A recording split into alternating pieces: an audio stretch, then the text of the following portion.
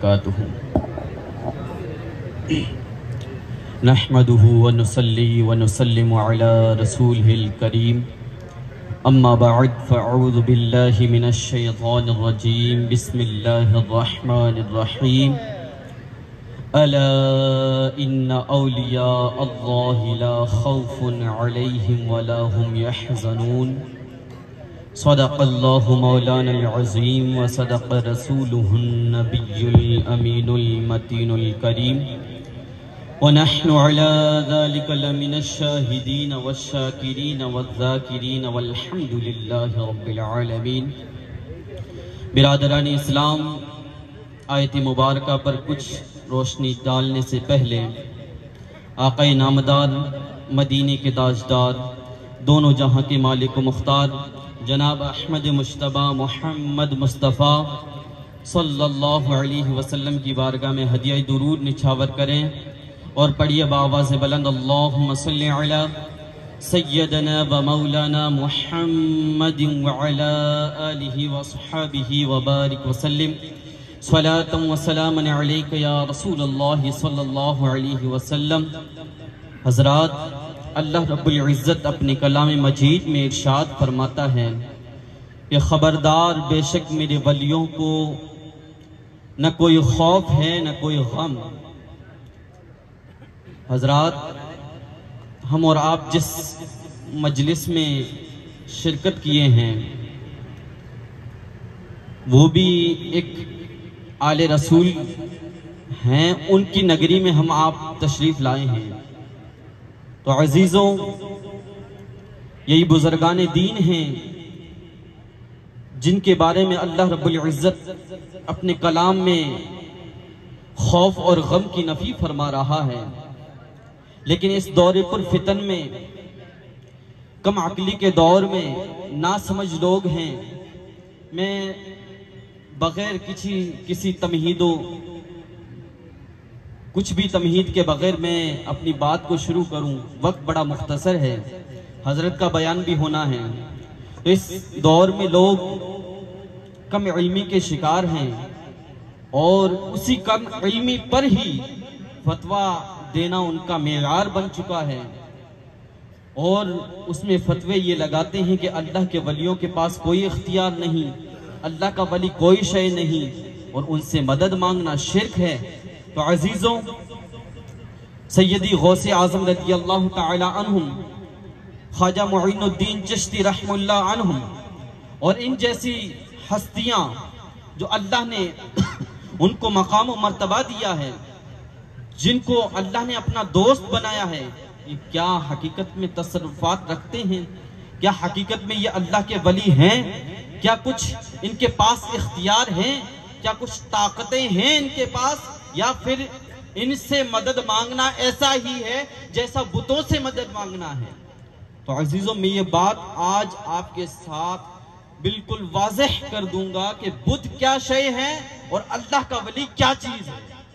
लोगों ने अल्लाह के वलियों को बुतों से मिला दिया है और उन आयतों को, जो आयतें बुतों के लिए थी कि तुम इनकी पूजा करते हो इसलिए कि ये तुम्हें अल्लाह के करीब कर दें, ये आयत अल्लाह ने बयान फरमाई। किस लिए? इसलिए कि मुशरिकीन उनकी पूजा करते थे और ये तसव्वुर करते थे कि ये पत्थर हमारी मदद करेंगे और अल्लाह के करीब कर देंगे, और इन्हीं आयतों को गुमराह लोगों ने अल्लाह के वलियों पर फिट कर दिया। तो इन चीजों का मैं खुलासा करूंगा और मज़ारात औलिया पर कैसे हाजिर होना है उन चीजों को भी बयान करूंगा। तो आप बगौर समात फरमाएं। हजरात, अल्लाह का वली और इन बुतों में क्या फर्क है? बुत माबूदियत के लिए नहीं है, बुत इबादत के लिए नहीं बनाए गए, बुत इबादत के जरिए अल्लाह का कुर्ब हासिल नहीं किए, बल्कि अल्लाह के वली उनके मुकाबिल हैं। अल्लाह के वली अल्लाह का कुर्ब हासिल करते हैं उसकी इबादत के जरिए, उसकी रियासत के जरिए, अल्लाह को राजी करके, अल्लाह को मनाकर अल्लाह की दोस्ती हासिल करते हैं और अल्लाह की बारगाह में अपना मकाम बनाते हैं। तब अल्लाह जाके उन्हें मर्तबा देता है और वो अल्लाह के बंदों की मदद करते हैं।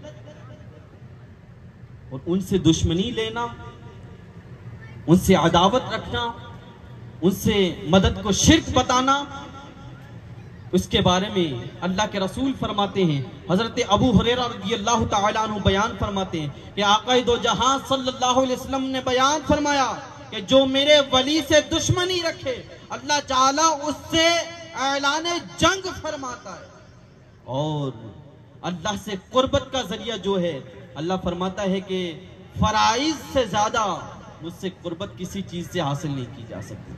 यानी फर्ज जो चीजें हैं उनसे मेरा कुर्ब मिलता है। यहाँ तक कि नफली इबादतों को भी शामिल कर लेता है बंदा, नफली इबादतें मुसलसल करता रहता है, यहाँ तक कि वो मुझसे मोहब्बत करने लगता है और उसकी मोहब्बत और उसकी नफली इबादत के सदके मैं भी उससे मोहब्बत करने लगता हूँ। और जब ये मकाम अल्लाह की बारगाह में बंदा हासिल करता है, अल्लाह का वली हासिल करता है, तो अल्लाह फरमाता है मैं उसका हाथ बन जाता हूँ जिससे वो पकड़ता है, मैं उसका कान बन जाता हूँ जिससे वो सुनता है, मैं उसकी आंख बन जाता हूँ जिससे वो देखता है, मैं उसका पांव बन जाता हूँ जिससे वो चलता है। अजीजों, अल्लाह हाथ से, कान से, नाक से, हर आज़ा से पाक है, जिस्मानियत से पाक है, लेकिन ये शायन शिरान अल्लाह फरमाता है मैं उसका कान बन जाता हूँ, मैं उसका हाथ बन जाता हूँ, मैं उसका पांव बन जाता हूँ जिससे वो चलता है, जिससे वो पकड़ता है, जिससे वो देखता है। अजीजों, इसम को समझिए, यानी ये फरमा रहा है अल्लाह कि जब वो कलाम करता है, जब वो बात करता है तो बात जुबान उसकी चल रही होती है, उसमें कुव्वत मेरी होती है, उसमें ताकत मेरी होती है, पकड़ना उसका होता है, ताकत मेरी होती है, चलना उसका होता है, ताकत मेरी होती है। तो जरा फैसला तुम ही कर दो कि जो अल्लाह का मुकर्रब बंदा हो और उसके पकड़ने में, उसके कहने में, उसके देखने में, उसके चलने में कुव्वत रब्बी हो, अल्लाह ताला ने कुव्वत बख्शी हो, तो क्या वो किसी बंदे की मदद नहीं कर सकता? क्या वो किसी बंदे की मदद नहीं कर सकता? अरे मकाम तो ये हो जाता है कि वो बंदा अल्लाह का हो जाता है और अल्लाह उसका हो जाता है। और इस पर अल्लाह के रसूल फरमाते हैं मन कान अल्लाह लह, जो अल्लाह का हो जाता है अल्लाह उसका हो जाता है। होने का मतलब ये है कि जो जो उसके ख्वाहिशात हैं, जो जो इसकी दिली तमन्नाएं हैं, जो जो वो आरजुएं करता है, अल्लाह उसकी आरजुओं को पूरे करता चला जाता है। और आगे उसी हदीस के टुकड़े हैं, अल्लाह के रसूल फरमाते हैं जब ये मकाम होता है अल्लाह उसका हाथ में कुव्वत देता है, पांव में कुव्वत देता है, और फरमाते हैं कि जब वो अगर अल्लाह से पनाह मांगता है तो अल्लाह ताला उसे पनाह दे देता है। अब पनाह मुसीबतों से हो, गुनाहों से हो, अपने मुरीदों के लिए हो या अपने चाहने वालों के लिए हो, जब वो पनाह मांगता है अल्लाह उसे पनाह दे देता है। और इसी चीज को तो करामत कहते हैं, जिसे लोग नहीं समझ पाते कि जिसको अल्लाह ने इतनी कुव्वत दी हो वो किसी चीज को भी हाथ लगाता है, काम बन जाते हैं, वो किसी तरफ नजर उठाता है, काम बनते हुए नजर आते हैं। तो जरा किसी के धोखे में मत जा जाना कि कुरान और हदीस में इसका कोई सबूत नहीं। ना ना ना ना, कुरान में भी सबूत है। अल्लाह फरमाता मेरे वलियों को कोई खौफ नहीं। और इस हदीस में तो इस आयत से नहीं जोड़ा गया, लेकिन इसके बाद आने वाली हदीस में अल्लाह के रसूल ने वलियों की शान को बयान करके इसी आयत को पढ़ा जिसको मैंने पढ़ा। तो मेरे अजीजों, अल्लाह के वलियों की शान समझ में आई? अल्लाह का वली कैसे बनता है, उसकी जबान में कुव्वत कैसे पैदा होती है, वो कैसे काम बनाता है। हकीकत में काम बनाने वाला कारसाज रब ही है, लेकिन अल्लाह की अता होती है तो काम उनसे बनना शुरू हो जाते हैं। और इसके बाद हदीस है हजरत उमर बिन खत्ताब खलीफा दोम रावी है, आका दो जहां सल्लल्लाहु अलैहि वसल्लम फरमाते हैं कि कल क़यामत के दिन अल्लाह ताला अपने वलियों को वो शान देगा जिस पर अंबिया और शुहदा भी रश्क करेंगे। अंबिया और शुहदा भी रश्क करेंगे। अल्लाह के रसूल फरमाते वो वली, वो बंदे आम होंगे, नबी नहीं होंगे, शहीद नहीं होंगे, लेकिन अल्लाह का मकाम मर्तबा इतना दिया हुआ होगा कि नबी और शुहदा भी रश्क करेंगे। और जिसको आखिरत में इतना मकाम मिल जाए तो दुनिया में अल्लाह उसको मकाम नहीं देता। जिसको आखिरत में मकाम मिलता है अल्लाह उसे दुनिया में भी मकाम अता फरमाता है। तो मेरे आका सल्लल्लाहु अलैहि वसल्लम के प्यारे दीवानों, और फिर उन वलियों की सिफत बयान फरमाई कि ये वो लोग होते हैं जिनके दिल मुत्तहिद होते हैं, दिल उनके मिले हुए होते हैं, दिलों में एक दूसरे के लिए मोहब्बत होती है। ये अल्लाह के वलियों की सिफत है। लेकिन किसी बंदे आम में भी हो ये कोई खराबी नहीं है, ये खुसूसियत ये मोमिन भी हो सकती है। मेरे अजीजों, हमारे दिल मुत्तहिद नहीं है, दिल मुतमईन नहीं है, दिल मिले हुए नहीं है। इसलिए अल्लाह के इस फरमान पर चलने की भी जरूरत है। वअतसिमू बिहब्लिल्लाह जमीआ वला तफर्रकू, तुम अल्लाह की रस्सी को मजबूती से थामो और आपस में फिरका फिरका ना हो जाओ, तफरकाबाजी में ना बटो। आज हमारी कौम कितने फिरकों में बटी हुई है, कितने उलझनात हैं, कितनी तफरकाबाजियां हैं। और जो जायजा लिया गया तो उससे पता चलता है कि हमारी कौम का आगे न बढ़ने का सबसे एक इंपॉर्टेंट रीजन जो है वो हमारी तफरकाबाजी, यानी हमारा जुदा जुदा होना है। आप चले जाएं कहीं भी, या आपको मिलेगा तफरकाबाजी मिलेगी, एक दूसरे की खिंचाई मिलेगी, और इसी से हमारा खसारा है। तो अल्लाह के वलियों की जो सिफत बयान करी कि अल्लाह के वलियों के दिल मुत्तहिद होते हैं, उनके दिल मिले हुए होते हैं। और फिर अल्लाह के रसूल फरमाते हैं उनकी बारे में आखिर में आयत इरशाद फरमाते, अला इन्ना औलिया अल्लाहि ला खौफ अलैहिम वला हुम यहज़नून, खबरदार अल्लाह के वलियों को न कोई खौफ है न कोई गम।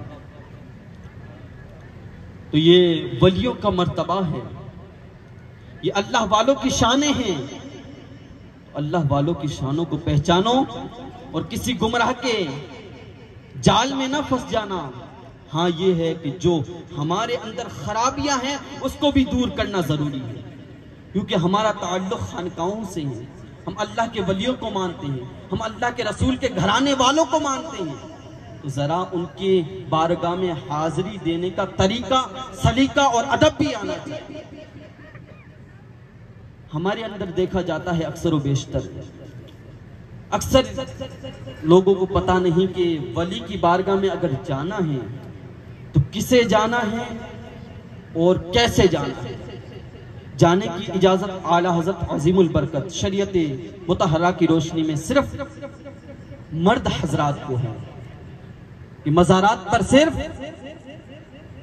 मर्दों को जाने की इजाजत है, औरतों को जाने की इजाजत नहीं है।